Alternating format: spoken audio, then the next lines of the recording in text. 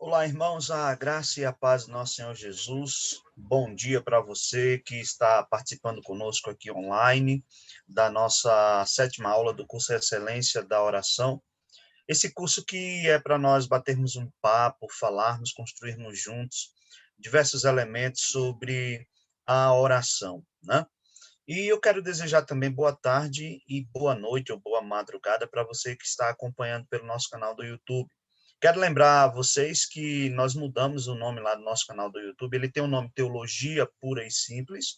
Continua ainda meu endereço, mas o nome do canal agora é Teologia Pura e Simples. Então, vocês poderão participar, encontrar ali vários materiais na área de teologia também.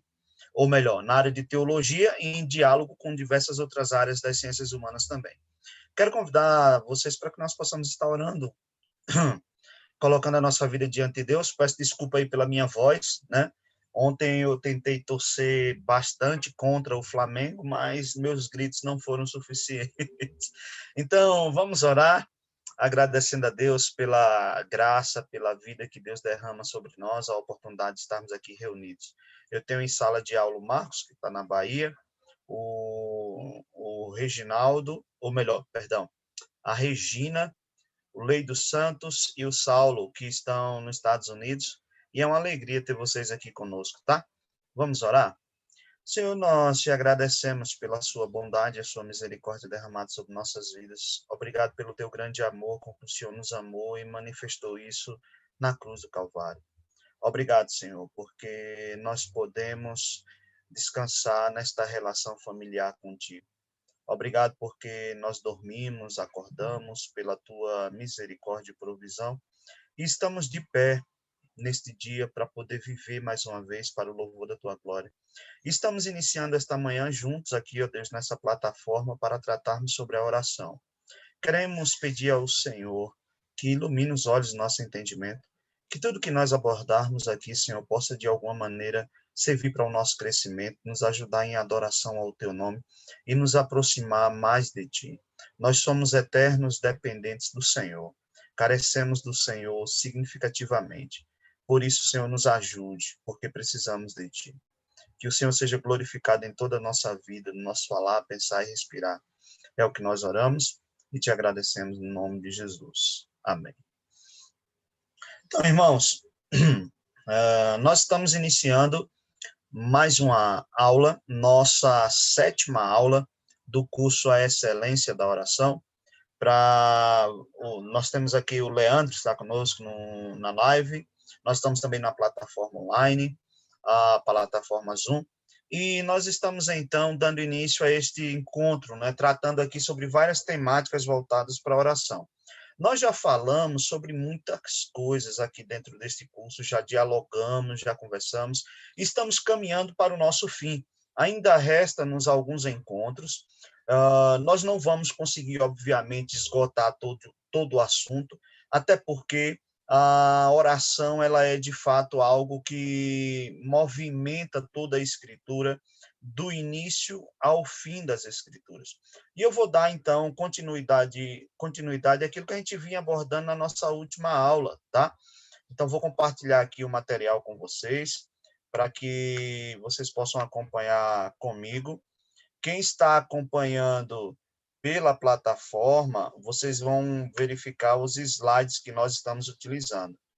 Quem está por meio da live aqui conosco no Instituto, nós estamos aqui, então, na plataforma Zoom, tendo a nossa sétima aula do curso A Excelência da Oração, tá? Quem é nosso aluno no Instituto, recebeu o link lá pelo grupo, tá bom? É só clicar no link e participar. Então, gente, nós vamos dar continuidade à nossa fala sobre a perspectiva de analisarmos a intercessão voltado para a missão. No último encontro, nós falamos justamente sobre isso. Nós falamos sobre a necessidade de trabalharmos o papel da oração em missões.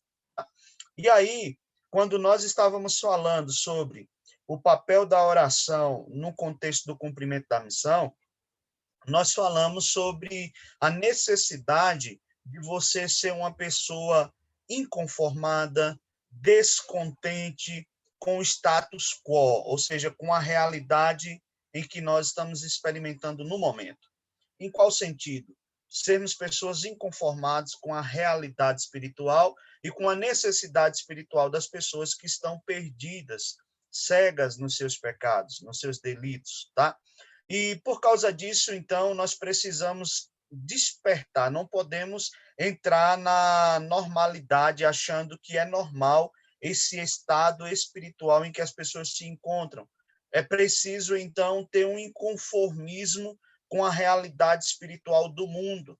Isso vai nos levar a termos uma postura de posicionamento frente à necessidade espiritual que as pessoas têm e buscarmos, então, os perdidos. Dessa feita, nós temos a grande ordem de Jesus, no texto da grande comissão em Mateus 28, Marcos 16, 15, Atos 1, 8, todos esses textos que reúnem elementos da grande comissão, em que o Senhor disse por todo mundo, pregai o evangelho, né, ensinando eles tudo aquilo que eu vos ensinei.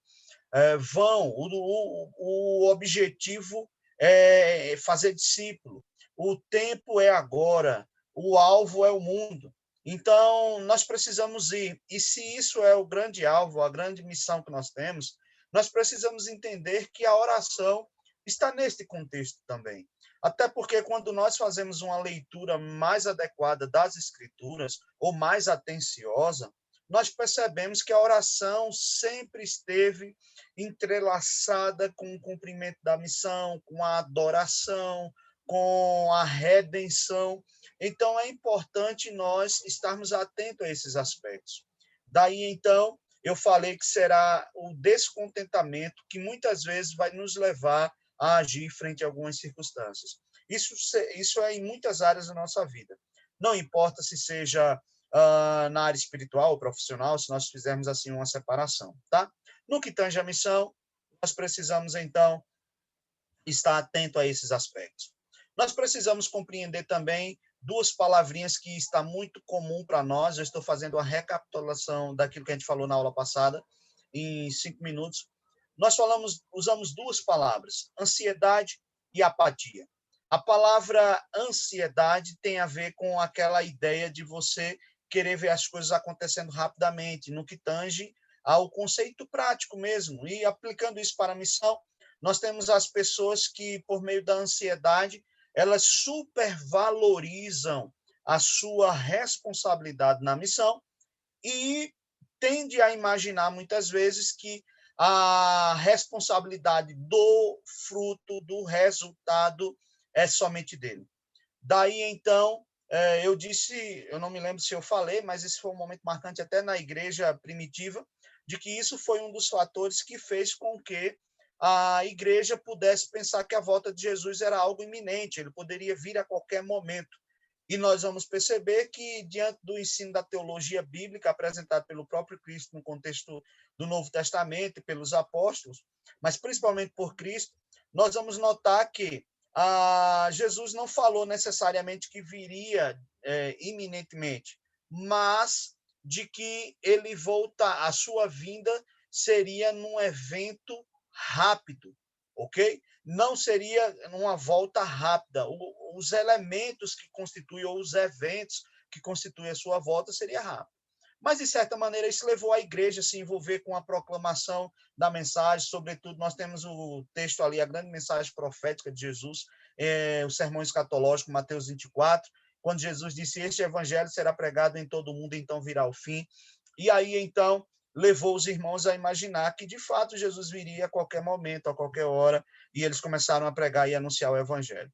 Só que isso, tanto no passado, como em muitos momentos da história da igreja, como hoje, faz com que a igreja possa imaginar que ela possa adiantar a volta de Jesus. Não sei se vocês já ouviram aquela perspectiva. Vamos pregar, vamos evangelizar, vamos fazer para a gente poder adiantar a volta de Jesus, para que Jesus volte mais rápido. Né? E aí, lógico, isso, de certa maneira, se não for pensado adequadamente, pode se transformar em ansiedade e pode externizar um entendimento bíblico que não é o correto, não é o adequado. Por um outro lado, nós temos o grupo de irmãos que supervalorizam a soberania divina e se comportam com determinada apatia. Por quê? Se Deus é o responsável, se ele é soberano, se ele é Senhor, e se ele já tem os seus eleitos, não tem para quê, então, eu, de certa maneira, me envolver com a missão. Deus vai fazer com que as coisas aconteçam. E aí as pessoas negligenciam as suas responsabilidades. Eu me lembro que eu citei uns exemplos, como, por exemplo, a parábola dos talentos, a responsabilidade. O Senhor nos dá dons, o Senhor nos dá talentos, mas nós precisamos fazer com que ele seja multiplicado, tá? Então, foi essa a nossa abordagem inicial, dentro da perspectiva que nós tratamos na aula passada, sobre a oração em missões, o papel da oração na missão. E aí eu falei que a oração ela tem importância dentro do contexto da missão, porque, primeiro, nós vamos notar que várias foram as pessoas que deram exemplos para nós sobre oração voltada para a missão. Segundo, o próprio Cristo nos chama a orarmos também. E nós vamos notar que o apóstolo Paulo, como os outros irmãos em Cristo, nos dão exemplo de que a oração tem o seu papel, seja no contexto de batalha espiritual, seja no contexto de envolvimento com a missão da igreja local, ou com a missão que é realizada também transculturalmente, ou seja, a missão feita fora das quatro paredes ali da igreja local. Daí, lá em Efésios 6,12, nós temos a grande expressão que o apóstolo Paulo usa, porque a nossa luta não é contra o sangue e a carne, e sim contra os principados e potestades, contra os dominadores deste mundo tenebroso, contra as forças espirituais do mal nas regiões celestes. Quando nós olhamos para o quadro pintado pelo apóstolo Paulo, inclusive, nós vamos perceber que é bem possível que o cristão, nas suas batalhas espirituais, ele possa sofrer a influência de dardos inflamados do maligno, tá? Eu sempre falo categoricamente, falei na aula passada, eu falo aqui, é impossível um cristão nascido de novo, regenerado pelo Espírito, nascido de novo, é impossível que ele seja possuído pelo diabo. Mas ele sofre influências, ele sofre dardos inflamados. Então, ele precisa lutar contra isso. Ele pode emprestar a sua boca para ser usado pelo inimigo. Lógico, eu não estou falando, estou tocando em aspectos que são referentes à angelologia, à questão espiritual, mas na dinâmica da nossa vida e, sobretudo, na nossa vida espiritual e envolvimento com a missão, nós precisamos entender que nós estamos guerreando também, e principalmente, contra inimigos invisíveis, contra hostes do maligno, contra espíritos que aprisionam pessoas, espíritos que cegam pessoas. E a oração vai cumprir um propósito também no alvo soteriológico, num propósito de salvar. Quando você vê o estabelecimento do reino, por exemplo, de Cristo, você percebe que no Antigo Testamento a ação de Satanás parecia que era mais intensa, cegando as nações. Quando chegamos no Novo Testamento, nós temos uma certa diminuição dessa ação de Satanás. Isso lógico e óbvio, porque Jesus, ao encarnar e cumprir o seu ministério terreno, ele já começa ali o processo que em Gênesis 3,15 é anunciado como a destruição de Satanás. Destruição no sentido de aniquilação da sua força, da sua ingerência. Então, quando Jesus ele encarna, ele já começa, de certa maneira, a pisar na cabeça da serpente. Jesus vai dizer que ninguém entra na casa sem antes amarrar o valente. Então, quando Jesus vem desenvolver o seu ministério terreno, uma das marcas do sinal do reino em Jesus e da ideia do judaísmo também rabínico, que aguardava o Messias, é que o Messias, sendo o Deus, ele teria o poder e a autoridade para expulsar demônios, para curar pessoas. Então, a expulsão de demônios, a aniquilação da ingerência do maligno é um sinal do Messias. Então, quando Jesus vem, Jesus faz isso. Só que nós temos um trabalho que continua no Novo Testamento e o Espírito Santo conduzindo a igreja desperta os crentes por meio de todos os ensinamentos de Jesus e por meio dos apóstolos, que são os responsáveis pelos pilares da nossa fé, que nós precisamos estar vigiando, orando, clamando, e não serão poucas as vezes que o apóstolo Paulo ele vai falar sobre orar pelas igrejas, antes de ir por lá, para orar por seus irmãos consanguíneos, né, os judeus, orar pelos gentios, orar para que o Senhor lhe auxilie nas suas demandas. Então, em Efésios 6:18, nós percebemos isso também, mais uma vez o apóstolo Paulo falando, com toda oração e súplica, orando em todo tempo no Espírito, para isto vigiando com toda perseverança e súplica por todos os santos. Então, já aqui, nós temos uma prerrogativa de que é necessário eu orar, não apenas pelos irmãos da igreja local, não apenas por minhas necessidades, mas também pelas necessidades dos outros, né? E num contexto bem simples, nós percebemos que Deus abençoa, inclusive, se nós muitas vezes pensamos em bênçãos, né? E achamos que por orar por outra pessoa não receberemos bênçãos de Deus. Não é o que acontece com Jó. Nós temos ali um relato muito interessante de que, enquanto Jó orava por seus amigos, Deus o abençoava, né? Porque essa própria oração de Jó evidencia aspectos da oração que Jesus deixou como modelo para nós, da oração do Pai Nosso, em que nós temos a perspectiva de que a oração ela não é apenas algo individualizado, mas estar em oração é estar em relação familiar. Então, quando eu me refiro ao Pai, eu me refiro ao Pai que é nosso. Então, se o Pai é nosso, eu tenho outros irmãos. Nesse sentido, quando eu digo Senhor abençoa o outro, eu estou exercendo a relação familiar. Até porque a redenção em Cristo não é um processo individualizado, mas ele é um processo coletivo. Daí, então, nós somos uma grande família, uma família de muitos irmãos que estão envolvidos em diversos dilemas e nós precisamos enfrentá-los, pessoais e na missão.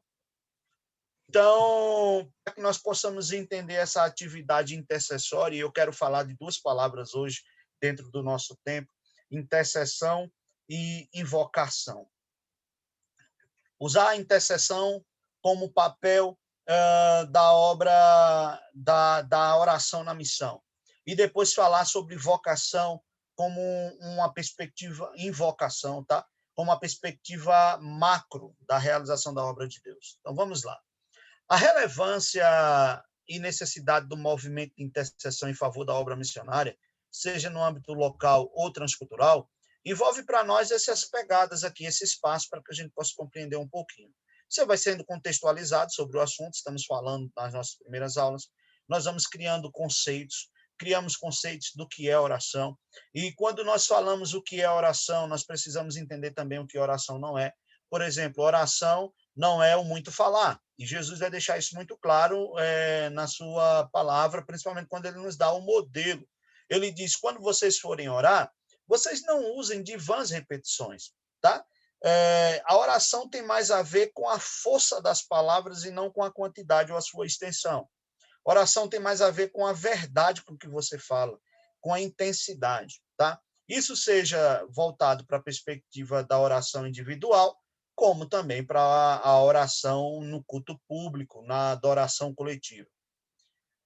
Nós temos o significado e a relevância bíblica para a intercessão, nós temos alguns exemplos de intercessão, tanto no Antigo como no Novo Testamento, e nós finalizamos um pouco a nossa análise aqui como o processo de interceder nesse período em que nós estamos vivendo na pandemia.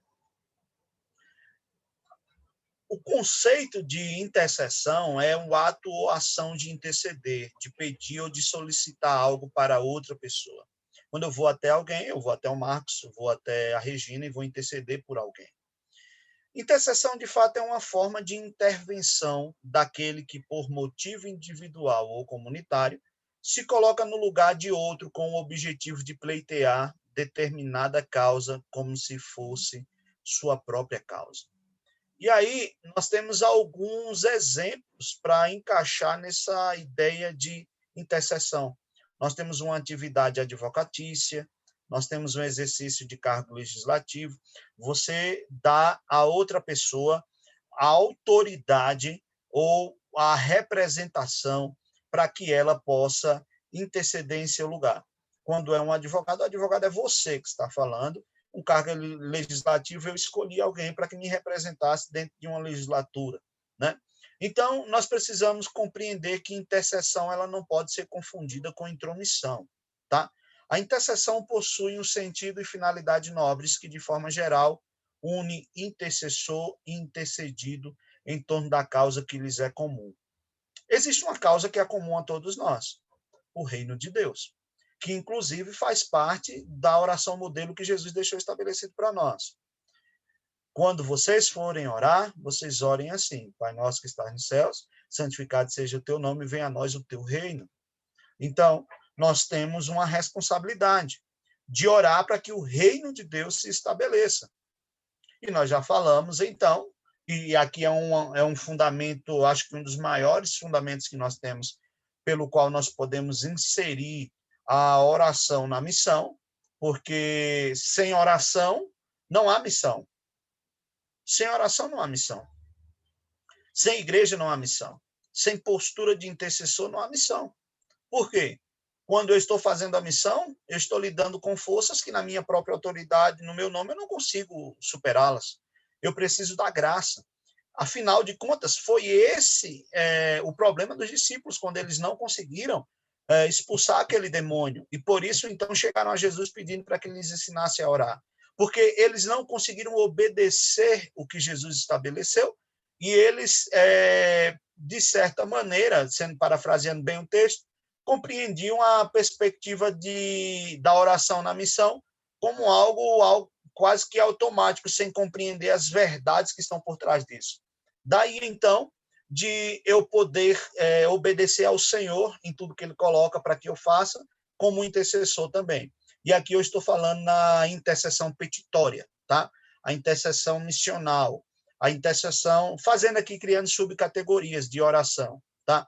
Em prol da missão, tá? Tanto que nós temos um artigo, tem um livro, não sei se eu estou com ele aqui na frente, não estou vendo, mas tem um livro do curso Perspectivas, né, do Movimento Cristão, e ele tem vários artigos de missão. E tem um artigo que é muito interessante, a oração que muda o status quo. Eu tenho esse artigo digitalizado, para quem tiver interesse, eu vou jogar lá no grupo também, para que vocês possam fazer uma leitura, quem tiver interesse de fazer. Essa compreensão de como que a oração que muda o status quo, é a oração que é gerada de um ambiente de inconformismo, tá? E aqui nós vamos percebendo isso, de pessoas que estão inconformadas com a realidade. E só é possível fazer isso quando eu conheço. Por isso que eu só posso interceder por alguém se eu conhecer de fato. Eu tenho que, como, por exemplo, advogado, saber o que de fato aconteceu. É por isso que existe uma premissa ali na atividade advocatícia do segredo de cátedra, como também existe para o pastor ou religioso, né, o sacerdote, de que a confissão, o segredo daquela pessoa tem que ficar muito bem guardado, porque ela tem que ser muito sincera comigo. Ela tem que me dizer o que é que está acontecendo, para que eu possa fazer uma boa defesa. Da mesma forma, o parlamentar que não conhece bem a realidade do seu povo, pode ter certeza que, com raríssimas exceções, aquele que não conhece, que não sabe a realidade de onde ele está inserido, ele não vai ter renovado essa investidura no cargo ou o mandato que as pessoas lhe dão, né? Apesar de que tem muitos que conhecem, mas fingem que não conhecem, né? Tem esse fator também. Então, nesse sentido, o intercessor e intercedido, eles são unidos pela mesma causa, o reino de Deus, mas que se apresentam com conjecturas específicas em cada região, né? Eu, por exemplo, estou aqui em Brasília e o Marcos lá na Bahia. Eu preciso saber especificamente onde ele está em Salvador, qual que é a realidade. Eu sei que tem as questões que são genéricas, mas tem as questões específicas para que nós possamos interceder a Deus, tá? O apóstolo Paulo, ele revela a necessidade de haver uma retaguarda para o combatente no campo missionário, né? Em vários textos, nós podemos encontrar Paulo pedindo oração, por exemplo, como lá em Romanos. Convido vocês a abrirem aí a sua Bíblia em Romanos 15, 30.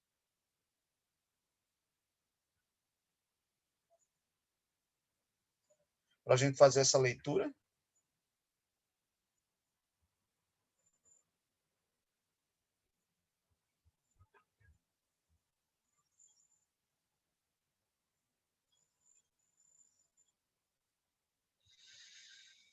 Paulo diz: rogo-vos, irmãos, a minha versão aqui de James atualizada, tá?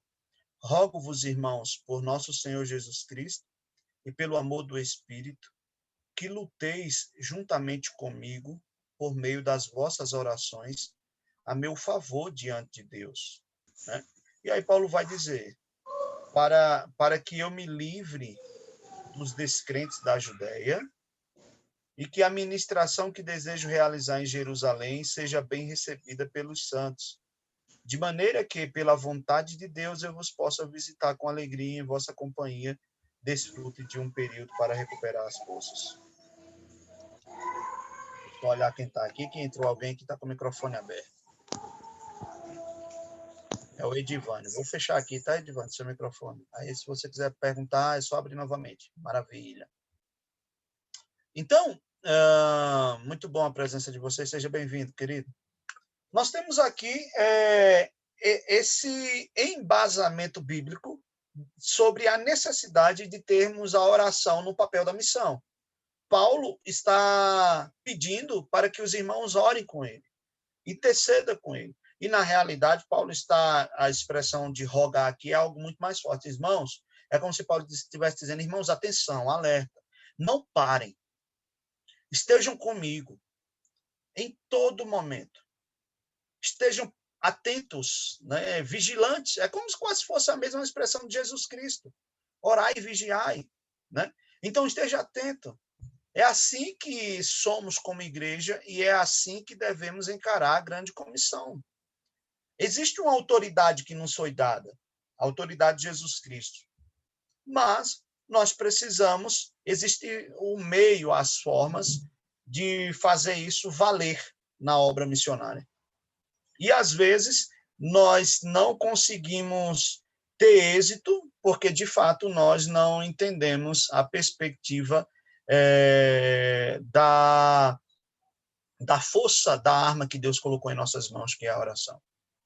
O clamor é caracterizado pelo esforço de impedir a atuação do opositor e favorecer o servo do Senhor. Então, quando eu oro, eu estou pedindo para que, antes de eu chegar, por exemplo, em determinada região, o Espírito Santo chegue e opere algo no reino espiritual. E Paulo fala isso, para que quando eu pregar, a pregação ela seja recebida, né? São batalhas, irmãos, espirituais. Eu não posso me amparar se eu tenho um posicionamento mais reformado, no sentido de ver com um lado só, ou não olhar para os outros lados, ou fazer uma teologia capenga. Eu não posso esquecer das outras coisas. Deus é soberano, mas na sua soberania ele trabalhou a forma como as coisas iriam acontecer e ele deixou a sua palavra para que nós pudéssemos entendê-la.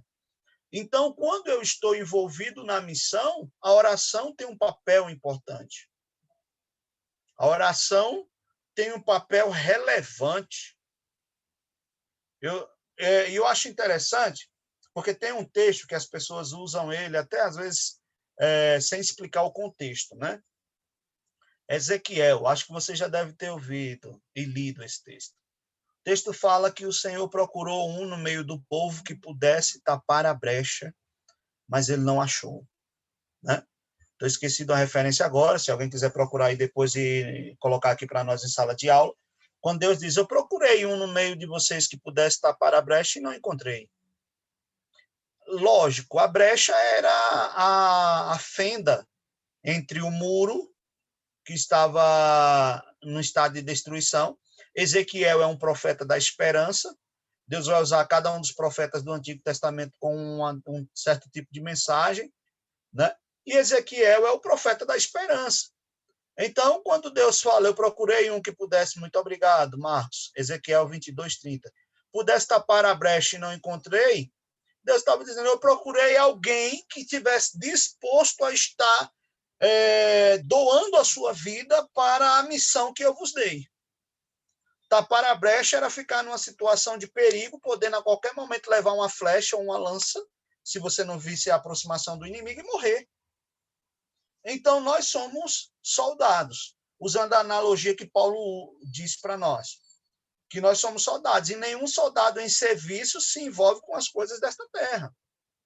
Então, nós precisamos estar atento. É justamente esse o texto. Maravilha, Marcos. E busquei dentre eles um homem que levantasse o muro e se pusesse na brecha perante mim por esta terra, para que eu não a destruísse, porém a ninguém achei. Então, nós precisamos compreender a disposição, né? A disposição. Deixa eu só adiantar aqui. Gente, se vocês tiverem alguma pergunta, quiserem fazer algum adendo, como sempre, vocês têm livre participação aqui. Fique super à vontade. Vocês abrem o microfone aí, dá um toque, professor, pastor, né? Aí eu lhe cedo a oportunidade, porque isso aqui é para a gente dialogar, né? Construir juntos esse entendimento, tá bom? Compreendendo a palavra de Deus, e aí, lógico, a gente vai sendo assertivo juntos na caminhada. Enfrentar o campo missionário é se deparar com oposições. Paulo sabia dos adversários e das adversidades que estavam à sua espera em Roma.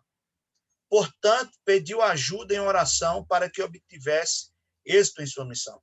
Outra coisa, deixa eu lembrar para vocês, o propósito de Paulo escrever a epístola aos Romanos não foi outro, senão também e principalmente fazer com que a igreja de Roma conhecesse a sua teologia, o seu conhecimento da fé, a sua transformação, e essa igreja pudesse patrociná-lo financeiramente para que ele pudesse levar o evangelho até os lugares mais distantes, ali, no caso, a Europa.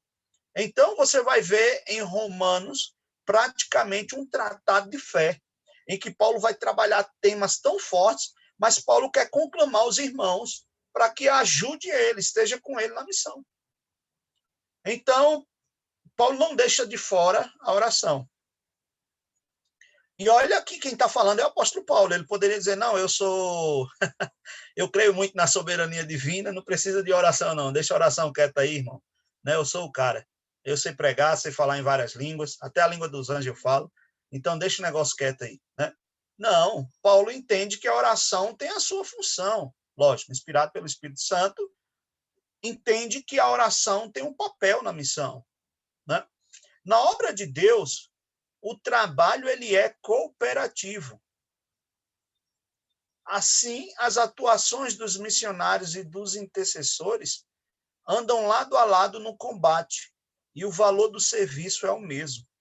Por isso, a justa recompensa é atribuída igualmente às duas partes. O que nós precisamos lembrar? Primeiro, que eu acho que me fizeram essa pergunta na aula passada, e eu respondi, não existe nas escrituras nada parecido como ministério de oração. Tá? Muito comum a gente dizer, vamos criar um ministério de oração na igreja, um ministério de intercessão. Fundamentalmente falando, não tem ministérios, ofícios, dentro da igreja para você dizer, vamos criar um ministério. Agora, lógico, isso impede de você criar, chamar pessoas para que orem, até porque a oração ela deve ser prerrogativa de toda a igreja, né? É bem verdade que quando a gente chama, pouquíssimas pessoas são as que se oferecem, né, para estar.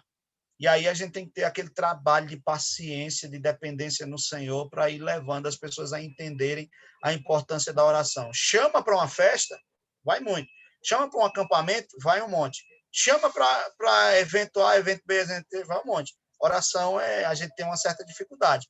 Mas eu já expliquei aqui no curso, e vocês que estão aqui, que não assistiram todas as aulas, lá no meu canal do YouTube tem uma playlist somente com o nome, o curso é Excelência da Oração, e eu falei, oração é necessária, porém não é natural.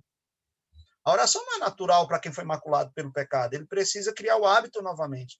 Então, nós precisamos ter essa paciência, essa longanimidade. Eu sei que às vezes dá vontade da gente falar umas coisas bem mais, né, veemente, mas nós precisamos ter essa paciência. de entender que cada pessoa tem um processo de mudança, transformação, e que a igreja ela vai aprendendo, até porque nós estamos nesse processo de reabilitação espiritual. Como quer dizer com isso? Nós estávamos distantes de Deus, a nossa comunhão foi rompida, e agora, com a redenção, nós estamos aprendendo paulatinamente, uns mais rápidos, outros menos, a entender a importância da oração. E por isso que nós precisamos orar. E precisamos tratar desses temas dentro das nossas igrejas, nos cultos voltados para estudo bíblico, na escola bíblica, né? Nos momentos de reunião, nos grupos familiares, nos pequenos grupos em si. Nós precisamos refletir sobre a oração. Até porque tem muita gente que ora errado, e Jesus, a palavra, melhor falando, né, vai nos mostrar isso, e Jesus vai falar isso, né? Quando Jesus está ali com os discípulos foram humildes para dizer, Senhor, ensina-nos a orar, né? E é interessante, por quê? Você vai perceber que as pessoas podem pensar que orar é uma coisa banal e comum, né? O que é que eu quero dizer com isso? Eu não quero criar regras nem formas, mas existe, por isso que a gente estudou, um modelo. As pessoas podem dizer assim, eu vejo Deus, né? E quando eu vejo Jesus, eu vejo Deus também. Então, significa dizer que não importa a forma, o importante é que eu fale, né? Orar é difícil, definir oração é difícil. Por quê? Porque oração é uma coisa que você entende melhor fazendo do que definindo, tá? Só que, ao mesmo tempo, eu preciso entender que quando Jesus falou que quis mostrar que ele era Deus, Jesus chegou para Filipe e disse, Filipe, quem vê o Pai, vê a mim, né? Então, as pessoas podem entender, então Jesus é Deus também. Só que quando foi a respeito de oração, Jesus não falou, Jesus, de certa maneira, mostrou que não é de toda forma, de toda maneira. Jesus deu um modelo. Quando os discípulos disseram, Senhor, ensina-nos a orar, Jesus poderia ter dito, não, meu amigo, você, parafraseando o texto, não importa, a forma como você falar está certa, o importante é que você fale. Não, não é assim. Oração não é qualquer palavra e nem é a ausência dela. Nós já definimos. Mas eu estou querendo dizer aqui também o que não é oração. Oração segue um modelo. Qual foi o modelo? O modelo que Jesus deixou para nós, da oração do Pai Nosso, né? Por isso que nós trouxemos aqui várias definições, porque não importando a definição, mas você estando dentro do modelo que Jesus deixou estabelecido, é o que é correto. Se você vai chamar de Deus, de Abba Pai, de Paizinho, de meu rei, né? Ou não importa a expressão que você usa, o importante é que você siga. Entende? Você entenda uma relação filial. Quem não assistiu, nós já falamos também sobre o modelo da oração do Pai Nosso, que cada frase ali, basicamente, quer nos apresentar. Então, se eu entendo isso, beleza. Não sei se alguém quer falar, não sei se o Marcos quer falar. Sim, pastor, eu queria fazer uma pergunta. Por que Pode existe falar, Marcos. esse... O que é que o senhor acha desse estereótipo de que os reformados leem mais a Bíblia e os pentecostais oram mais? Assim, quando a gente analisa, né, de uma forma cética, tem uma certa Uhum. razão, né? Agora, Na por que prática, isso? né? É. Não sei se por Eu causa acho da que eu entendi. Pode falar. busca mais pelo místico, pelos as manifestações carismáticas. Como é que a gente pode equilibrar isso aí? Então, isso é o grande problema do ser humano, Marcos. Essa sua pergunta ela é muito interessante, pertinente ao nosso assunto. Isso é o grande problema do ser humano. Qual é o grande problema do ser humano? É manter-se no equilíbrio, né? O ser humano é extremo por natureza. Ele está optando por extremos. A gente percebe, por exemplo, na Reforma Protestante. Nós temos o ensino totalmente errôneo da igreja, no caso a Igreja Católica Apostólica Romana, naquele instante, né? Vamos botar aqui a igreja cristã, tá? Porque nós fazíamos parte e viemos de lá. Daí, então, nós vamos ter uma série de padres tentando resolver a parada, o problema, né? Os pré-reformadores, Martinho Lutero, e aí vem João Calvino, tal, as diversas gerações, primeira geração de reformador, a segunda geração de reformador, E nós temos a igreja estabelecida com seu ensino. Só que logo de imediato essa igreja entrou num estado de letargia espiritual. Por quê? Eles priorizaram demais a questão de uma mudança intelectual, mas esqueceram da mudança espiritual, ou seja, da piedade, da prática, da vida. Não que eu não quero criar dicotomias aqui, né? Uma ideia de Tomás de Aquino, uma ideia tomista, né? De dois andares, um da natureza e um da graça, né? Mas em que as coisas não se coadunam, que existe uma realidade terrena e uma realidade espiritual. Não, não é isso. O que eu estou querendo colocar é que, por exemplo, o movimento de reforma protestante tem a ideia do soli Deo Glória. O soli Deo Glória, como um dos 5 solas da reforma, tem a ver com o corandel. O corandel é uma expressão em latim que significa face a face com Deus, na presença de Deus. Então, desde o movimento da reforma e da aproximação com as escrituras, nós temos o entendimento que não existe essa divisão de sacro e profano. Tudo que eu faço é santo. E daí, então, seja intelectualmente, eu tenho que fazer isso, e isso tem que replicar na minha vida prática. Para ser mais objetivo na sua resposta, na resposta para essa pergunta, isso é uma interpretação equivocada de pessoas e de movimentos que não compreenderam realmente o desenvolvimento concreto. E quando eu falo, é dos dois lados. É uma interpretação equivocada para quem é reformodinha, né? Pessoa que não entende o movimento reformado, descobriu a teologia reformada agora e se acha melhor do que todo mundo, sai criticando todo mundo, tocando terror nas igrejas, né? E quando você aperta o camarada, você vê que não tem nada, não sai, só sai um caldo de uma água de batata, né? Não sai de fato algo muito sólido. E também é uma crítica totalmente equivocada do lado pentecostal, né? Nós temos várias vertentes teológicas, mas que daquela pessoa que ainda disse que a letra mata, né? Então, você tem, dentro da realidade brasileira e mundial, um entendimento equivocado nesse sentido. Então, o que é que nós precisamos ser? É bom termos as nossas confissões, nos identificarmos, respeitando cada um, mas nós precisamos ser bíblicos. Então, eu não posso me envolver nem para um lado discriminando o outro. Tem um papel nos dois. E a sua pergunta só me reafirma novamente aqui, que eu falei tanto e me esqueci agora. Ela tem a ver com a questão de que pessoas que procuram quem ora mais para o lado pentecostal e quem ora tem mais palavra no lado reformado, é isso? Repete aí novamente, Marcos. Não, que às vezes a gente percebe isso, né? Numa igreja um pouco mais pentecostal, há um apelo muito maior na oração, enquanto quando você entra numa igreja Sim, mais sim. E aí eu reformada, vou... Pode fala. falar. Não, e aí eu vou citar essa questão do movimento pentecostal. Tem uma raiz do problema também aqui. Qual é a raiz do problema aqui?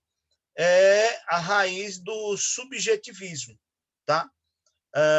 Por exemplo, as igrejas pentecostais elas são muito influenciadas pelo movimento pietista.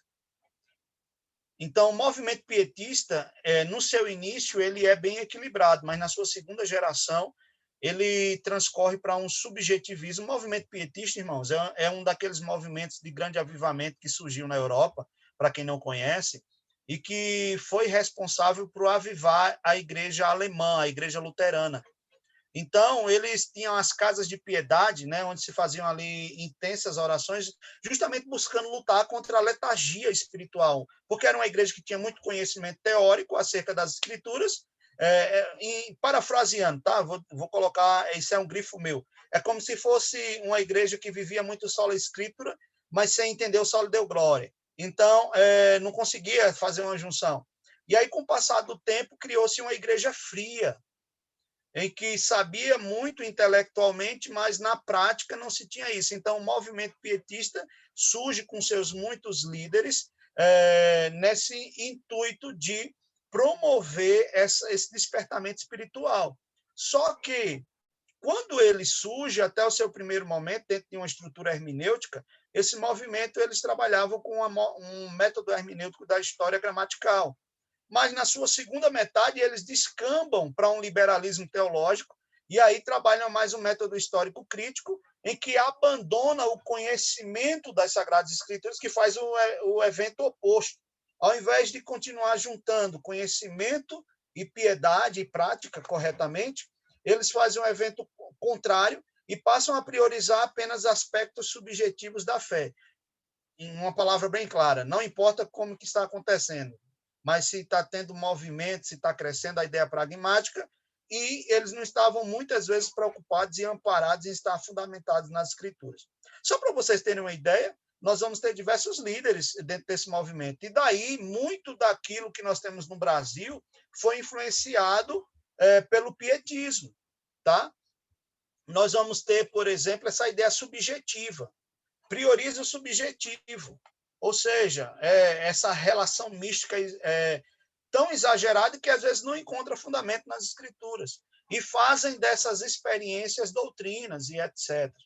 Então, tem a ver com isso aqui. As igrejas reformadas, por outro lado, nós temos também justamente uma teologia da experiência baseada nessa ideia subjetivista, e se nós puxarmos um pouquinho mais, baseado naquela própria ideia que das minhas críticas ao movimento pietista é de que ele vai fazer surgir o que a gente e vai influenciar de certa maneira no iluminismo também. Immanuel Kant ele vai trabalhar a perspectiva da razão em si, mas vai ter um teólogo alemão que é muito estudado também em diversas outras áreas das ciências humanas, como no direito, em outros contextos, que é Friedrich Schleiermacher, que é um grande liberal, e ele vai trabalhar o romanismo, né? E aí vai trabalhar essa questão das afeições, que é o que está em voga em nosso pleno século XXI, a ideia das afeições. E aí nós precisamos voltar lá atrás e usar aquele que eu tenho usado para fazer a capa das nossas aulas aqui, Agostinho. Agostinho ele vai trabalhar as afeições. Jonathan Edwards, lá no contexto dos Estados Unidos também, tem até um livro recente da Vida Nova, que é Afeições Religiosas, vai falar que o sentimento é importante, e eu advogo isso. Nós não podemos fazer dissociação de razão e sentimento. O sentimento está envolvido no ser humano porque o ser humano é um ser integral. Mas nós precisamos tomar cuidado com isso, porque nós podemos viver somente a prática do sentimentalismo e esquecer da fundamentação das Escrituras. É o que a gente tem, entendam com muito carinho, no exagero do movimento do worship que tem nos Estados Unidos e tem hoje. As pessoas pegam ali algumas bandas, alguns cantores, que é meia hora só cantando lindo, lindo, lindo és, lindo, lindo, lindo és, lindo, lindo, lindo és, lindo, lindo, lindo és, até que o pessoal entra no transe. Respeitando os gostos, tá? Respeito, não se sinta ofendido quem gosta. Eu, por sinal, acho muito linda a música, mas repetir para mim uma vez tá bom, né? Até duas vai, né? Não, o negócio não está na quantidade em específico, está na motivação. Mas agora repetir 30 minutos, meu amigo, só essa música é complicado, né? A não ser que seja um evento muito específico. Mas assim, oi. Tá vendo como uma pergunta como essa que você me faz descamba em tantas outras coisas? Se eu vou falar uma coisa rapidinha, você falou aí dos pietistas, a gente tem que lembrar dos moravianos, né? Que o grande Sim, os exemplo... moravianos é subproduto do pietismo. O Isso. líder, o conde Zinzendorf, ele foi um dos líderes da segunda geração do movimento pietista. Muito bom, por sinal, mas teve um distanciamento das escrituras muito grande também. Isso. Que, na verdade, esse despertamento da oração, no início do equilíbrio da palavra e oração, gerou um ambiente missionário, né? Hoje os moravianos têm como marca, né, o resultado dessa experiência da oração associada à palavra, muito associada também à comunhão interdenominacional. O resultado foi o cumprimento da missão. Eu sempre falo que toda igreja que ora, ela objetivamente tem que evangelizar mais. Se ela ora, ela não tem que ficar dentro dela, dentro das suas experiências. Ela tem que amar e apelar pela grande missão que o próprio Senhor Jesus delegou à igreja, né? O que eu percebo é o seguinte, eu aceitei Jesus na década de 90, né? Você foi Então, aceito, né? hã? Você foi aceito, né? Você foi assembleano? Não, estou dizendo, você não aceitou, não, você foi aceito. Exato. Tô Eu brincando. dizer. Eu percebia que as igrejas pentecostais, tipo essa Assembleia de Deus, não era como é hoje. Eu percebo que está existindo talvez uma contaminação do neopentecostalismo dentro da Assembleia de Deus, que é uma igreja relativamente madura, né? Ela tem 100 anos no Brasil. Então, as coisas, eles se permitiram essa mistura. O que eu percebo é que existe a busca pelo místico, pela oração incessante, muito bacana, mas que acaba interiorizando a igreja, não exportando essa experiência tão legal, tão bacana, para alcançar vidas, edificar almas, expansão do evangelho. Parece que é um processo inverso. Quanto mais se busca, mais se interioriza, né? E realmente essa questão do equilíbrio é um dilema muito grande, é uma É, dificuldade muito grande. isso que você falou aí, ó, primeiro do Moravianos, o maior movimento missionário da história, né? O maior movimento missionário da história pela extensão do seu alcance, né?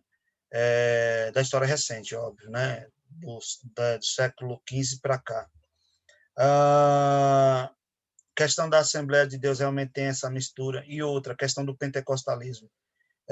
Você tem duas escolas muito fortes, né? E aí você, como você frisou bem por você ser do meio, e tem mais propriedade para falar nesse sentido, você percebe esse processo de contaminação que ocorre, por exemplo, com o movimento neopentecostal, né? Eu faço uma crítica muito maior ao movimento neopentecostal, mesmo sendo de uma escola teológica, que não é segredo para ninguém, vocês sabem que eu sou de uma escola teológica reformada, mas no meio reformado é como eu digo, tem a má interpretação tanto dos pentecostais para com eles mesmos e para de fora, como tem a má interpretação dos reformados para com eles mesmos e para de fora. Veja o movimento puritano, né? O quanto que aqueles homens eram piedosos. E eu estou com uma citação de Calvino, não sei se nessa aula ou na próxima eu vou conseguir trazer para vocês, mas só para vocês entenderem, quem lê Calvino, quem lê Charles Spurgeon, quem lê Dr. Martin Lloyd Jones, quem lê Stephen Lasson, Joel Bick nas suas obras agora, os mais recentes, quem lê John Piper, ninguém vê referenciais reformados do passado e do presente negligenciando a oração. Isso é coisa de um entendimento equivocado. Por exemplo, Calvino, ele vai falar da importância da oração no contexto do processo de redenção, e ele diz, do início da Bíblia até Apocalipse 22, está interligado a oração no processo da aplicação da redenção e no cumprimento, por conseguinte, o cumprimento da missão com a linguagem do seu tempo. Então, são pensamentos equivocados de ambos os lados. Inclusive, eu quero deixar uma indicação de uma bibliografia que eu adquiri recentemente, estou lendo ainda, mas estou gostando. É de um teólogo vivo, né, fantástico, que é o James Smith, né? Ele lançou um livro agora chamado Falando em Línguas, né? E ele trabalha a filosofia pentecostal. Então, é muito legal. Ele está numa entrevista, o pessoal se surpreende quando diz que ele é pentecostal. Aí o pessoal, opa, né? O pessoal estranha um teólogo da envergadura dele, e aí, de repente, ele começa a fazer as ações nesse sentido, de mostrar uma filosofia e a importância da filosofia pentecostal. Então, vale super a pena, tá? Falado tudo isso aqui, nós não, dentro desse tema palavra oração, nós precisamos entender que não podemos abrir mão, que a oração tem sua importância. Nossa, como o tempo voa, né? Que a oração tem sua importância. Lembrando que a gente começou um pouquinho mais atrasado hoje, né? Começamos umas 10h20. Desafie pessoas. E quem mais aí depois quiser fazer participação, fique à vontade, tá? Fique à vontade. Desafie pessoas que estão à sua volta a interceder pela obra missionária e ore por todos os obreiros de Deus que pregam o evangelho, não importando as consequências ou circunstâncias. Eu não estou me colocando como modelo no sentido perfeito essas coisas, mas o que é que acontece? Eu percebi, conversando com algumas pessoas, que muita gente ainda tem dificuldade de entender aqueles temas que a gente já vê desde a adolescência, principalmente quem está dentro da igreja, questão de igreja perseguida e etc. Então, numa tentativa de fazer uma teologia pública com envergadura missional, pautado na oração, eu comecei a colocar no meu Instagram os 10 países mais perseguidos na lista da Portas Abertas, né?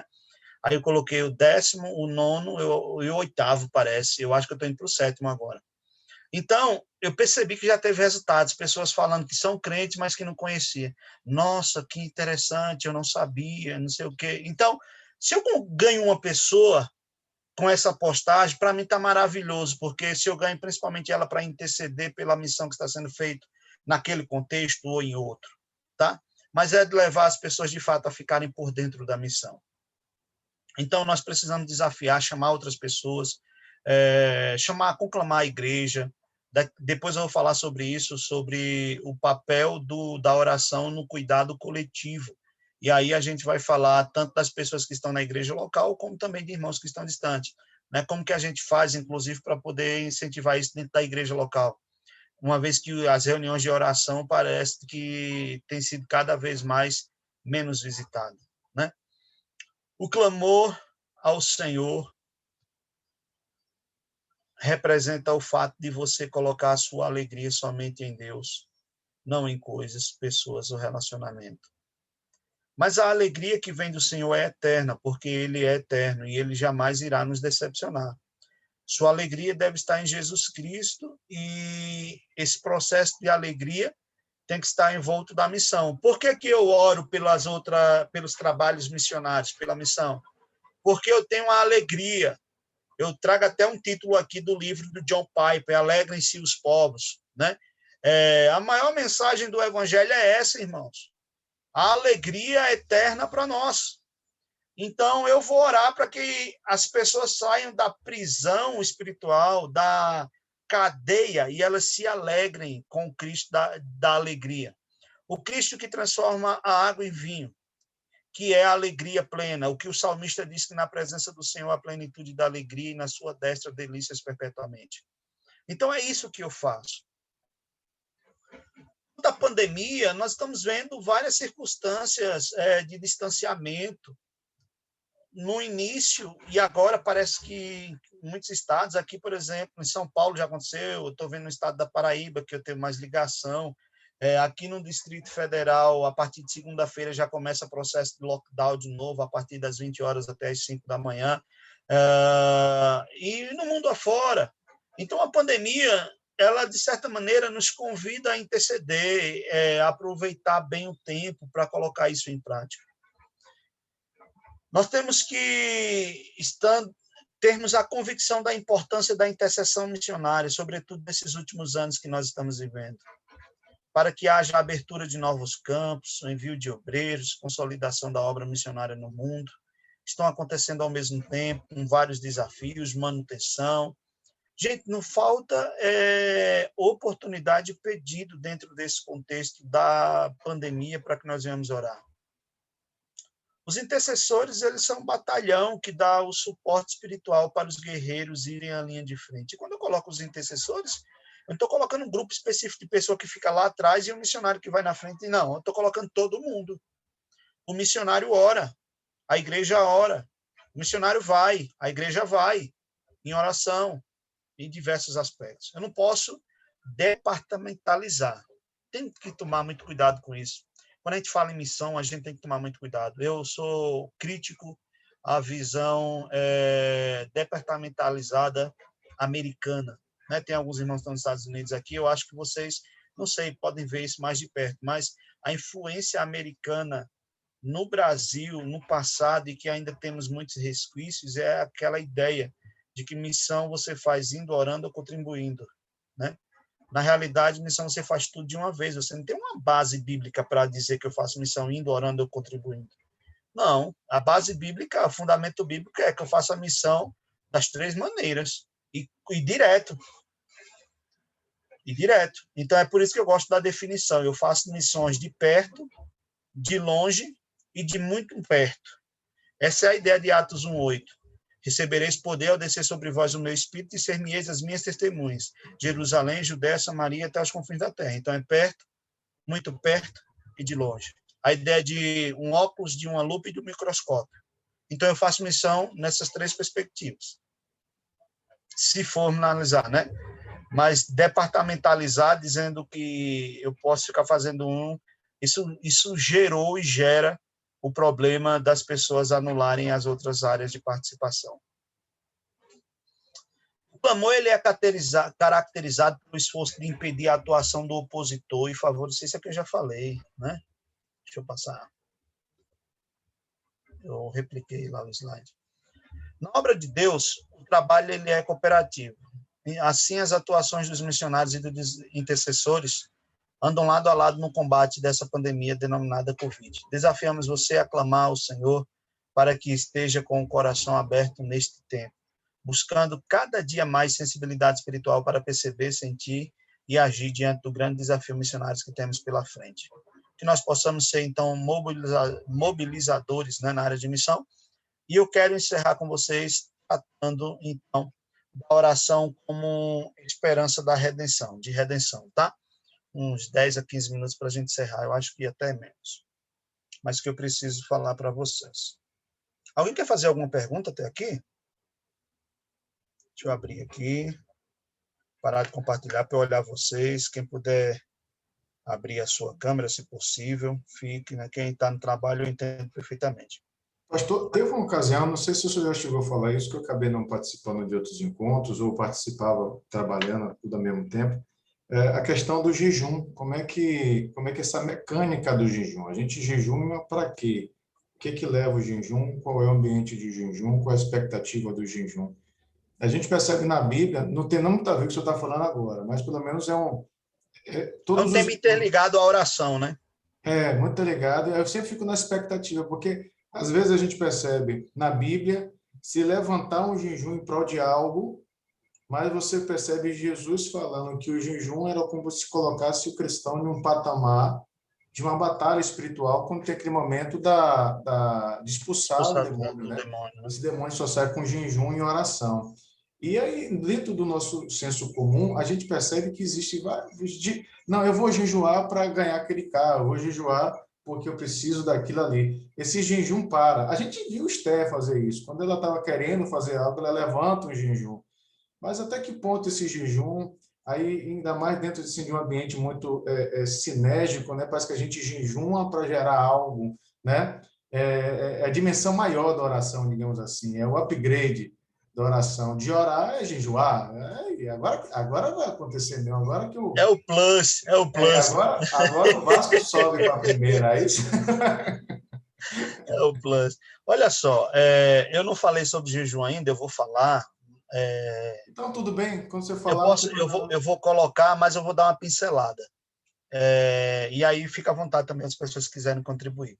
A gente precisa entender o papel do jejum no contexto do Antigo Testamento e no contexto Novo, e a fala de Jesus nessa circunstância em específica, né? Esses demônios só saem com jejum e oração, né? Primeiro, jejum no contexto do Antigo Testamento, nós temos o grande texto de Isaías 58, né? Que o Senhor mostra que o jejum que agrada a Deus é aquele jejum que se preocupa com o desenvolvimento da justiça social, né? Que não adianta de nada o povo ter vestes rasgadas, cinzas, com aquela aparência de religiosidade, quando eles veem aquela circunstância ali presente, que é a lei afrouxada, o povo sem atenção. Então, o Senhor ele repreende o povo, dizendo: o jejum aceitável a Deus é esse. É o jejum que une a sua espiritualidade com a sua responsabilidade missional, né? Isso tem a ver com Gênesis 18 também, que é quando Deus chama Abraão para que ele faça o que é justo e direito no contexto da Mesopotâmia, né? No contexto de desenvolver a missão que Deus deu para ele, para que as famílias da terra sejam abençoadas. Então, isso é um contexto. Eu vou falar melhor deles depois, mas isso é um contexto. Quando nós chegamos no Novo Testamento, nós percebemos, então, a prática do jejum estabelecida por Jesus, e a gente vai perceber, então, a orientação de qual que seria do que seria o jejum. O jejum ele não pode ser feito por uma barganha. É a primeira coisa que o Evangelho vai nos mostrar. O jejum ele não é a barganha. Que tipo de barganha? Eu vou jejuar para que Deus me dê algo. Isso é um entendimento equivocado, segundo a graça do jejum. O jejum é para que eu me aproxime mais de Deus, para que eu seja externize, mostre para mim mesmo, e pensando na questão individual, tem a questão coletiva, né? E seja preenchido por Deus. Então, como usando uma linguagem do Hernando Dias Lopes, que eu gosto muito, ele disse que o jejum é a fome do pão do céu, a escolha do pão do céu em detrimento do pão da terra. Só que tem muito mais pessoas querendo viver pelo pão da terra do que pelo pão do céu. Quando eu jejum, eu faço isso. Eu opto em abrir mão de algo que me dá prazer, que me dá sustento, por me preencher do pão vivo, do pão espiritual. Então, o jejum é uma prática piedosa, espiritual, que me faz estar preenchido de Deus cada vez mais e que me leva a ter e perceber como que será a eternidade. A eternidade será isso. Eu precisarei eternamente ser cada vez mais preenchido de Cristo. Quero, sabe, me alimentar na prática. Eu vou destoar depois, em outros momentos, aspectos específicos do jejum. Mas, no que tange a essa passagem, que está muito interligada a tudo que a gente está falando aqui, que Jesus olhou para os discípulos e disse: esses demônios não saem com jejum e oração, é a prerrogativa do reino que Jesus tem. O que Jesus queria falar não era que existia demônio que só sai com jejum, de fato. O que Jesus quis falar é que os discípulos precisavam aprender a depender dele exclusivamente, da autoridade dele, e não numa prerrogativa litúrgica ou religiosa, de querer expulsar o demônio sem essa total dependência da autoridade de Cristo. Então, a ideia do texto ali, efetivamente, vocês só conseguirão lograr êxito na batalha espiritual, em outras versões, parafraseando o texto, se vocês aprenderem a obedecer o que a Escritura nos apresenta, o que eu estou ensinando para vocês. E o que eu estou dizendo para vocês é jejuar e orar. Se alimentem do reino dos céus. Obedeçam meu ensinamento. Estejam em íntima comunhão comigo. E assim vocês serão, de fato, soldados ativos. Vocês percebem que quando os discípulos aprendem isso, é daí então que eles pedem a Jesus para que Jesus lhe ensine a orar. E Jesus vai dar passos, modelo da oração, para que eles entendam o que é obediência, estar em comunhão, o que é oração. E Atos dos Apóstolos, você não vê mais problema dos discípulos com isso. Os caras oram, os demônios vão embora. Os caras oram, as pessoas ficam curadas. Mas você vê Elimas, né? O mágico que tenta expulsar demônio no nome de Deus de Paulo e nada acontece. Então, a prerrogativa do texto em si seria voltado para essa perspectiva. Esses demônios não saem com jejum e oração, é Jesus dizendo, vocês precisam saber as dinâmicas do reino, a obediência. Tem um texto aí, lembra a referência, só para a gente ler? Eu posso ler essa referência e a gente concluir com essa análise aqui para... E eu deixo a outra parte para outro dia. Já que a gente citou, lembra aí a referência para mim, por favor? Não sei se é Lucas 11. Alguém pode ver? Se jogar na internet, eu acho que é mais rápido.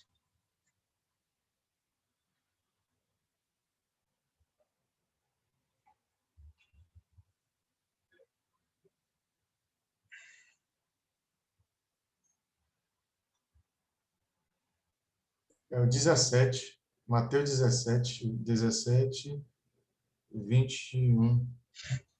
Perdão, Mateus 17. Deixa eu pegar aqui. Começa do 15, né? Deixa eu olhar. Vamos lá. Ao chegarem onde se reunia, do verso 14, né? Ao chegarem onde se reunia a multidão, um homem aproximando-se de Jesus, desculpa, ajoelhou-se diante dele e clamou: Senhor, compadece-te do meu filho, pois tem sofrido horrivelmente com ataques epiléticos. Minha versão é atualizada, então, algumas palavras, né? Muitas vezes cai no fogo e outras tantas na água. Apresentei-o aos teus discípulos, mas eles não conseguiram curá-lo. Então Jesus exclamou, olha o que Jesus fala: Ó geração sem fé e perversa, até quando estarei convosco? Até quando vos terei de suportar? Trazei-me aqui o menino. Será que é essa mesma passagem? Mas vamos ver. É isso mesmo. Cadê aqui o menino? E Jesus repreendeu o demônio. Este saiu do menino, que daquele momento em diante ficou são. Então os discípulos chegaram-se a Jesus em particular e lhe perguntaram: por qual motivo não nos foi possível expulsá-lo? E ele repreendeu, e ele respondeu, por causa da pequenez da vossa fé. Pois com toda a certeza vos afirmo, que se tiverdes fé do tamanho de um grão de mostarda, direis a este monte: passa daqui para acolá, e ele passará, e nada vos será impossível. Contudo, essa espécie só se expele por meio de oração e jejum. Vocês percebem que,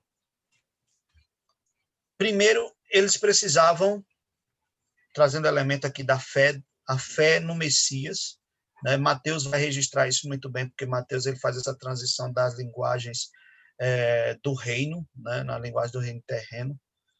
A ideia de que eles precisavam crer que Jesus, de fato, tinha poder para aquilo, e essa é uma característica. Quem deixa isso muito claro para nós é o George Eldon Ladd, no seu livro Teologia do Novo Testamento, quando ele fala sobre aspectos do reino de Deus, né? Do reino dos céus. E ele diz que uma das características é justamente esta, a de que a expulsão de demônios é o que caracteriza o messianado, se nós podemos dizer assim, de Jesus. Então, Jesus faz isso, expulsar demônios e e perdoar pecados. E a dádiva do perdão, né? Daí, nós temos Jesus, então, falando, vocês precisam, nesse caso, ter a fé, não estava lembrado desse elemento, e fala de que esse tipo de demônio não sai com oração e jejum. O que é que o jejum tem a ver dentro desse contexto aqui, né? De todos esses versos que nós lemos. Ainda vou mais além, deixa eu pegar o texto aqui, pegar o verso primeiro, né? É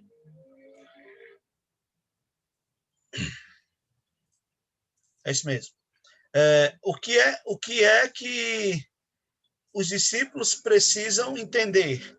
Eles precisam entender que é necessário ter uma vida de dedicação a Deus, de obediência aos elementos do reino e da verdade apresentada nas Escrituras. Então, o jejum, nesse contexto aqui, dado por eventos prévios do que Jesus vinha fazendo de ensinamento para os discípulos, é, de certa maneira, um apontamento para a obediência, né?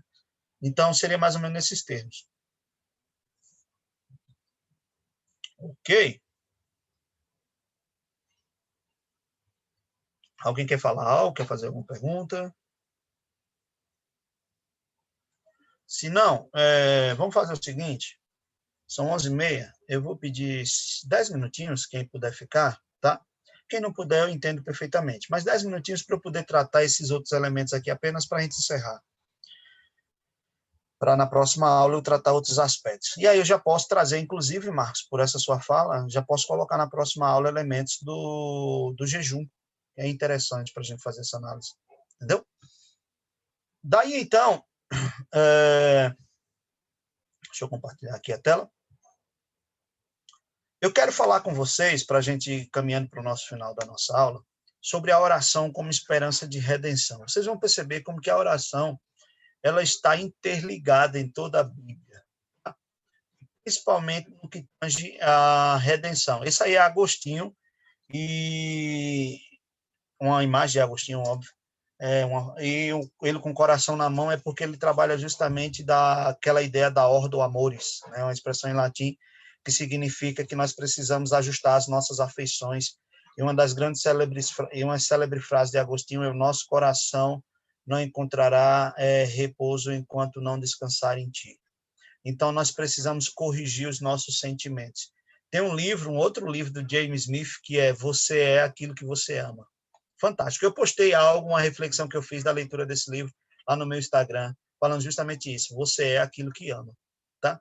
Então, nosso coração só encontrará descanso quando repousar em ti, quando colocarmos todos os nossos sentimentos voltados para Cristo. Quando estudamos a Bíblia como um todo, sobretudo na perspectiva teológica de analisar os dois testamentos, tanto o Antigo como o Novo Testamento, nós temos que ter em mente que eles têm, sobre muitos estudiosos, a ideia de temas unificadores, né? São vários os temas unificadores que existem, vários estudiosos também que trazem isso. Como professor de teologia bíblica do Antigo e do Novo Testamento, eu posso trazer essa contribuição rápida aqui para a nossa fala. Quando a gente analisa, você vai perceber que o Paul House, no livro dele, Teologia do Antigo Testamento, ele fala sobre alguns métodos para você estudar o Antigo e o Novo. E um dos métodos, dos 5 métodos que ele apresenta é justamente esse, um tema unificador, que unifique Antigo e Novo Testamento. E dentre os muitos temas, nós temos o Reino de Deus, que é uma contribuição de Oscar Cullmann e George Eldon Ledd, trabalhando ali a ideia da Regentschaft, né, que é a palavra alemã para a história da salvação. Nós temos o pacto, que é a doutrina das alianças, que os reformados usam bastante também, que é a ideia de que Deus se revelou por meio de aliança em todas as escrituras até chegar em Jesus. Nós temos um livro fantástico sobre isso, que é o livro do Palmer Robertson, O Cristo dos Pactos. E nós temos uma outra que é a promessa, e essa promessa é muito entendida pela apresentação do teólogo Walter Kaiser Jr., que no livro dele, O Plano da Promessa de Deus. Fantástico, recomendo demais. Eu, particularmente, me amparo sobre esses dois, a promessa e a aliança, entendendo que a mesma perspectiva do Walter Kaiser Jr., ele não abre mão da aliança. Ele entende que a aliança está dentro dos aspectos da promessa, e eu acho melhor entender dessa feita. Então, diante disso, nós temos em Gênesis 3,15 o que nós conhecemos como proto-evangelho, a aparição do evangelho ali, e várias implicações bíblicas nisso. Quando o Senhor chama Adão e Eva e apresenta a punição para Eva, para Adão e para a serpente. Aí o Senhor disse que, falando para a serpente, que nasceria um do ventre da mulher que pisaria a cabeça da serpente. Né? Isso é a promessa, é o que Walter Kaiser Jr. chama de epangelia, o plano da promessa de Deus que vai até Cristo, até a volta. Então, diante disso, nós temos uma grande promessa nas Escrituras, e esta promessa está, tudo isso que eu falei está nesse slide aqui, então eu vou passar. Esta promessa está atrelada à semente da mulher, que nasceria um homem que pisaria a cabeça da serpente. Isso, para um entendimento de Adão e Eva, era para aquele momento. Eles iam dar um filho a uma pessoa que ia resolver o problema deles, de distanciamento com Deus. Então, em Gênesis capítulo 4, versículo 25 e 26, nós temos a primeira expressão, que é o registro de quando o homem passa a buscar a Deus. Tá? A primeira vez que aparece nas Escrituras de um registro de oração nesse contexto de invocação está em Gênesis 4, 25, 26. E eu convido vocês para abrir aí para a gente ler. Gênesis 4, 25, 26. E essa é uma parte da genealogia também. Diz, novamente Adão teve relações sexuais com sua esposa, e ela deu à luz outro filho, a quem chamou de Sete, exclamando, Deus me concedeu outro filho para ficar em lugar de Abel, que foi morto por Caim. Sete foi pai e deu a seu filho o nome de Enos, que foi o primeiro a proclamar o nome de Yahvé. Olha que interessante que às vezes a gente deixa passar. A gente precisa entender que as pessoas passam a invocar o nome do Senhor a partir dessa perspectiva. Adão e Eva, eles entenderam que este que nasceria do seu ventre seria alguém que Deus lhe daria, literalmente, a semente da mulher. Eva chegou a pensar que seria Caim. Eva pensou que era Caim, porque no capítulo 4, verso 1, diz assim, ó, então Adão e Eva teve relações sexuais, Adão teve relações sexuais com Eva, sua mulher, ela concebeu e deu à luz a Caim e declarou, com a ajuda do Senhor, tive um filho homem. O nome de Caim tem essa ideia de adquirido, prometido, a ideia da semente. Então, Eva pensou que quem pisaria a cabeça da serpente seria Caim. Né? E não foi.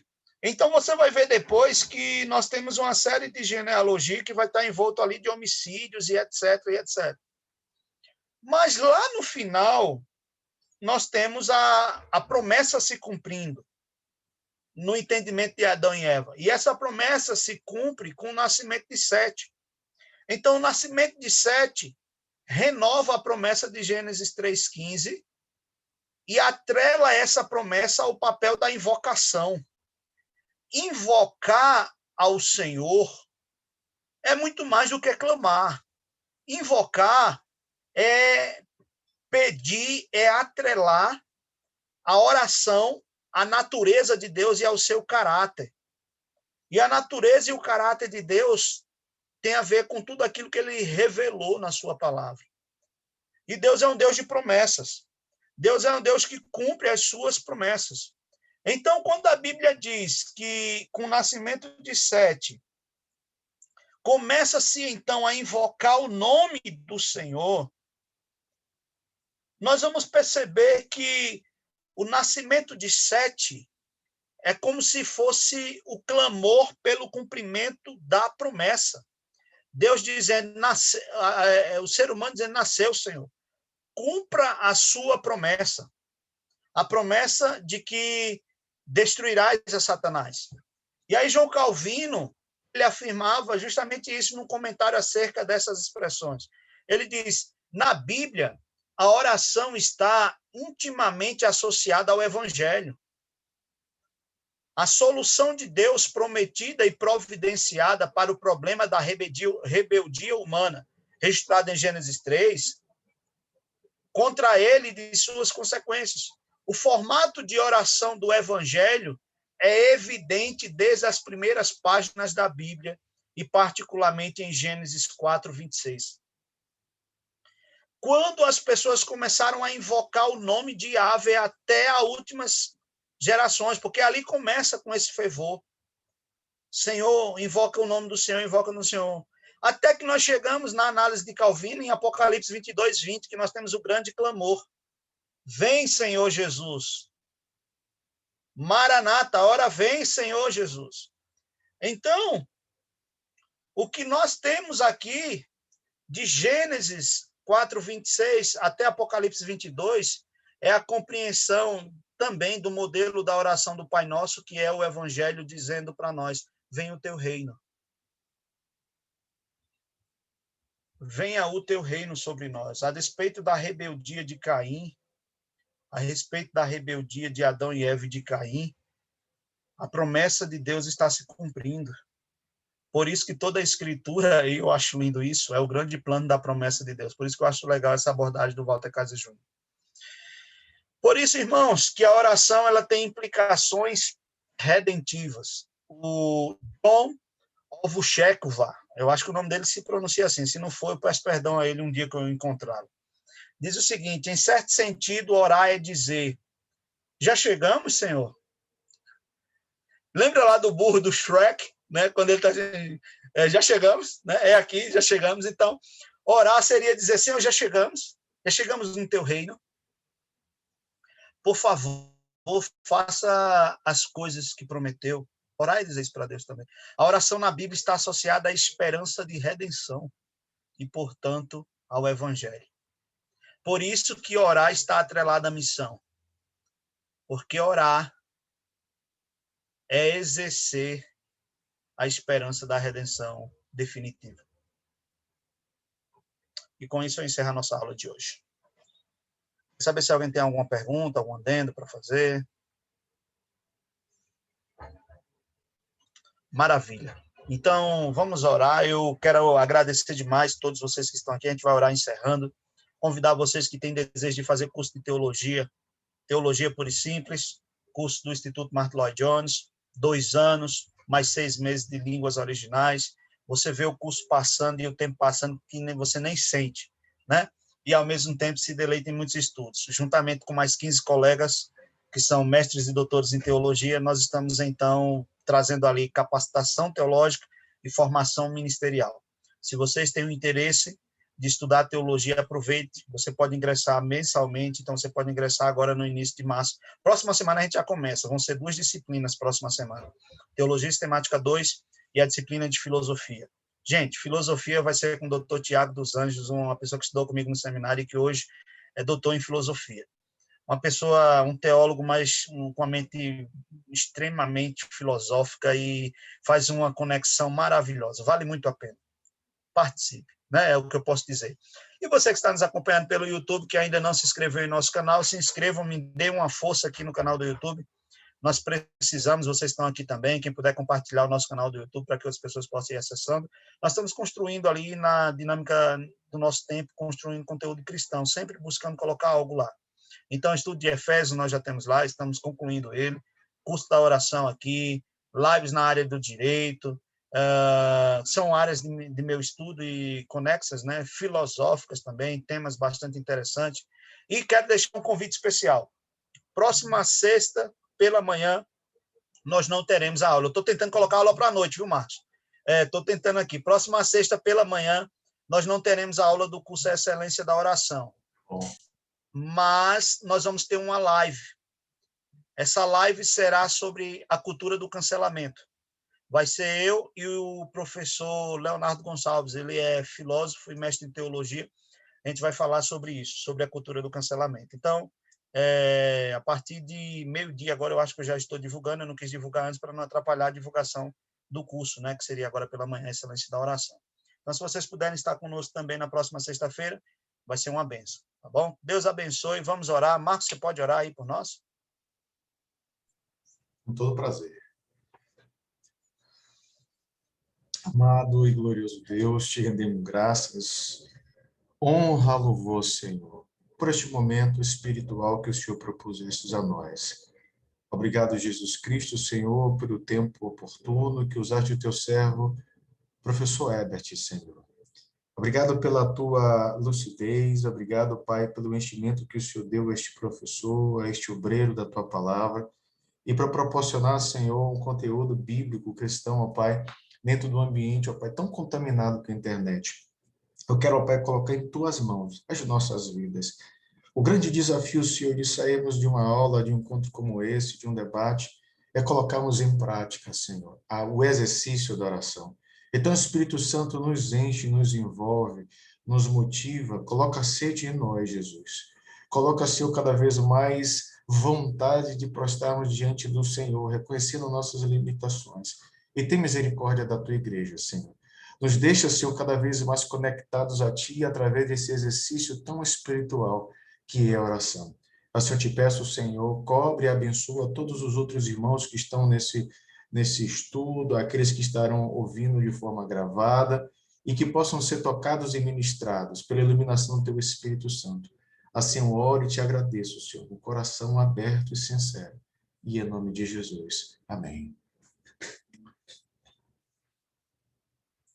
Amém, Marcos. Muito obrigado. Obrigado, Saulo. Obrigado, Lei dos Santos. Que Deus abençoe vocês, dando um ótimo final de semana, tá? Cheiro no coração.